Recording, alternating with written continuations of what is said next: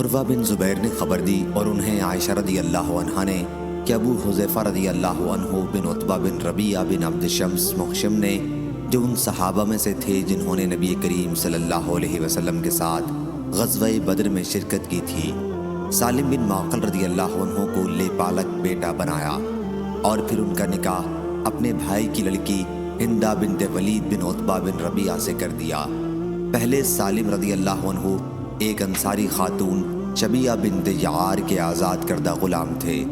لیکن ابو حذیفہ رضی اللہ عنہ نے ان کو اپنا منہ بولا بیٹا بنایا تھا، جیسا کہ نبی کریم صلی اللہ علیہ وسلم نے زید رضی اللہ عنہ کو، جو آپ صلی اللہ علیہ وسلم ہی کے آزاد کردہ غلام تھے، اپنا لے پالک بیٹا بنایا تھا۔ جاہلیت کے زمانے میں یہ دستور تھا کہ اگر کوئی شخص کسی کو لے پالک بیٹا بنا لیتا تو لوگ اسے اسی کی طرف نسبت کر کے پکارا کرتے تھے اور لے پالک بیٹا اس کی میراث میں سے بھی حصہ پاتا۔ آخر جب سورہ حجرات میں یہ آیت اتری کہ انہیں ان کے حقیقی باپوں کی طرف منسوب کر کے پکارو، اللہ تعالیٰ کے فرمان وَمَوَالِيكُمْ تک، تو لوگ انہیں ان کے باپوں کی طرف منسوب کر کے پکارنے لگے۔ جس کے باپ کا علم نہ ہوتا تو اسے مولا اور دینی بھائی کہا جاتا۔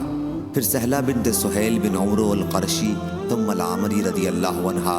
جو ابو حذیفہ رضی اللہ عنہ کی بیوی ہیں، نبی کریم صلی اللہ علیہ وسلم کی خدمت میں حاضر ہوئی